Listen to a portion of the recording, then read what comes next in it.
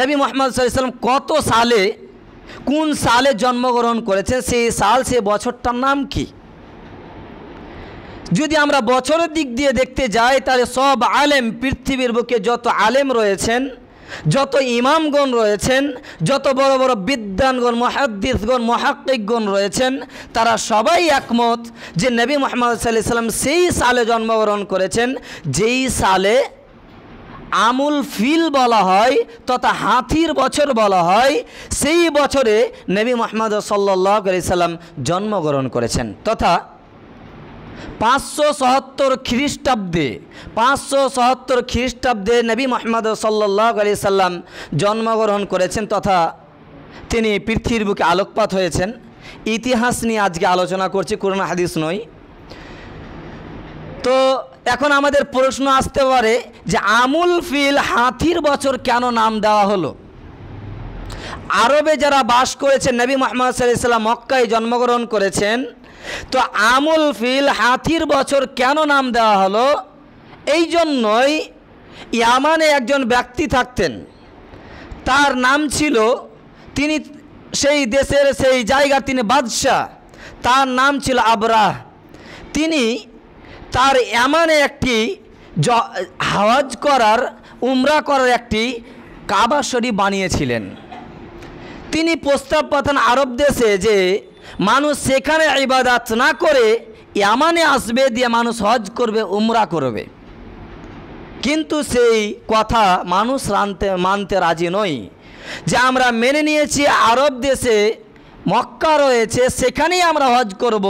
এই কথা যখন মানিনি সেই বাদশাহ, ইয়ামান দেশের বাদশাহ আবরার কথা, তখন তিনি সেই মক্কাকে, সেই কাবাঘরকে ধ্বংস করে একটি উদ্যোগ নিলেন।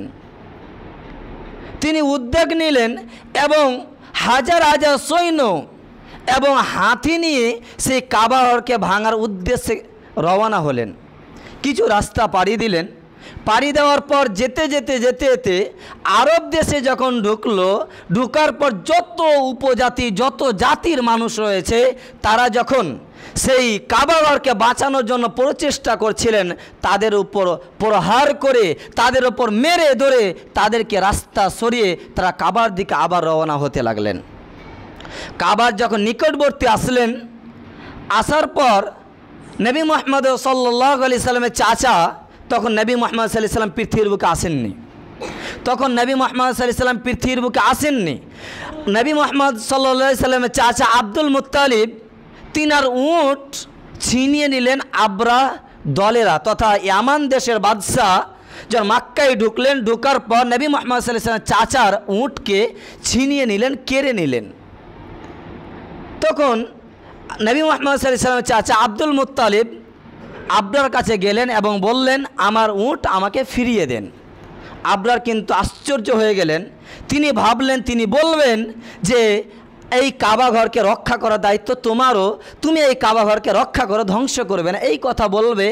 আবরার এটা ভাবলো, কিন্তু নবী মুহাম্মদ সাল্লাল্লাহু আলাইহি সাল্লাম চাচা এটা বলল না।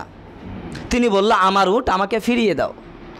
তখন আবরার সেই ইয়ামান দেশের বাদশাহ তিনি একটি প্রশ্ন করলেন নবী মুহাম্মদ সাল্লাল্লাহু আলাইহি সাল্লাম চাচাকে, আপনি যে বললেন আমার উট আমাকে ফিরিয়ে দেন, কিন্তু আপনি এই কথা তো বললেন না যে আল্লাহর ঘরকে রক্ষা করুন, এই কথা কেন বললেন না?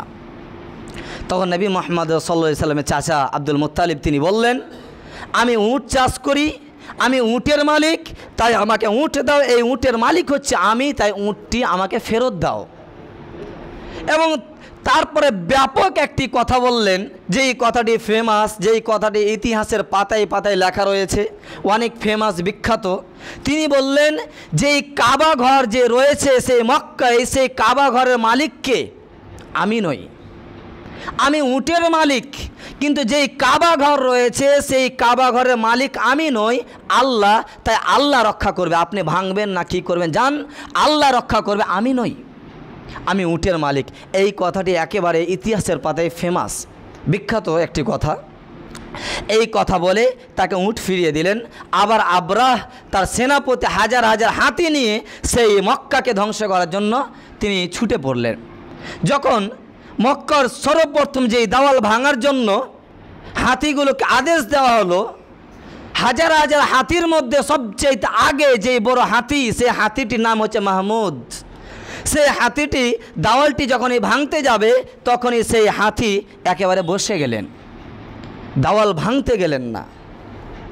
আবার আবরার সেই সেনাপতি, ইয়ামানের সেনাপতিগুলো সেই আদেশ দিচ্ছেন সেই মাহমুদ, সে হাতিকে, বড় হাতিকে, কিন্তু সে ভাঙতে রাজি নয়, সে সেদিকে যেতে চাচ্ছে না। আবার যখন ইয়ামানের দিকে যখন মুখ করাচ্ছে, শামসের দিকে যখন মুখ করাচ্ছে, তখন ঠিকই দৌড়িয়ে যাচ্ছে, কিন্তু কাবা শরীফ ভাঙতে রাজি নয়।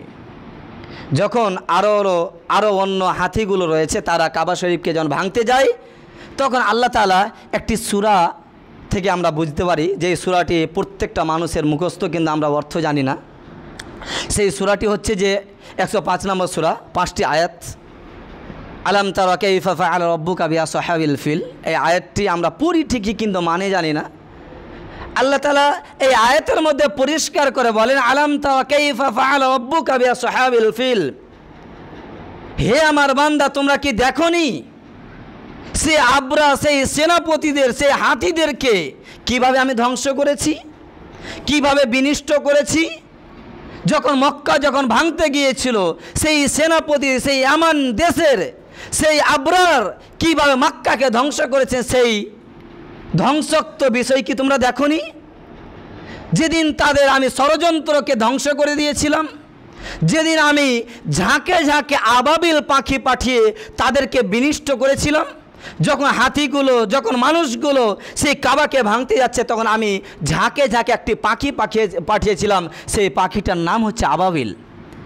সেই পাখি দ্বারা আমি পাথর ছুটিয়ে, ওয়াতারমিহিম বিহিজারাতিন মিন সিজ্জিল, আমি সেই পাখির মাধ্যমে পাথর ছুঁড়ে ছুঁড়ে তাদেরকে ধ্বংস বিনষ্ট করেছি। সেটা কি তোমরা দেখোনি? সেটা কি তোমরা জানো না? এই ঘটনা ঘটার পর অনেক হাতি মারা যায়, অনেক মানুষ মারা যায়, এবং ইয়ামান দেশের বাদশাহ আবরার তিনি যখন ইয়ামান দেশে ফিরে গেলেন, ফিরতে ফিরতে তিনি রোগে আক্রান্ত হয়ে মারা যায়। কাবা শরীফ তারা ভাঙতে গিয়েছিলেন। এই ঘটনা ঘটার পর কিছুদিন পরে নবী মুহাম্মদ সাল্লাল্লাহু আলাইহি সাল্লামের জন্ম হলো। নবী মুহাম্মদ সাল্লাল্লাহু আলাইহি সাল্লাম পৃথিবীর বুকে আসলেন। আসার পর তার নাম দেওয়া হলো আমুল ফিল, তথা হাতির বছর।